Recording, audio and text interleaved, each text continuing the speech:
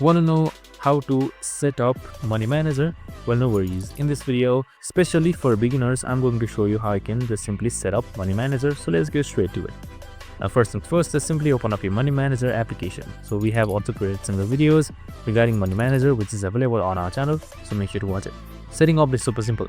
Just simply towards accounts for sub right here, and you can just simply add any initial amount. So I'm just going for cash. Just select cash, and then select this edit icon, and I can simply add any initial amount right here. Now this is the first part. Now next, you can just simply change your currency by heading towards more and selecting configuration. So this is how you set everything up. I would recommend you mainly changing the main currency setting, and then just simply select change right here and change it. This is how you set up your currency. Now that's it.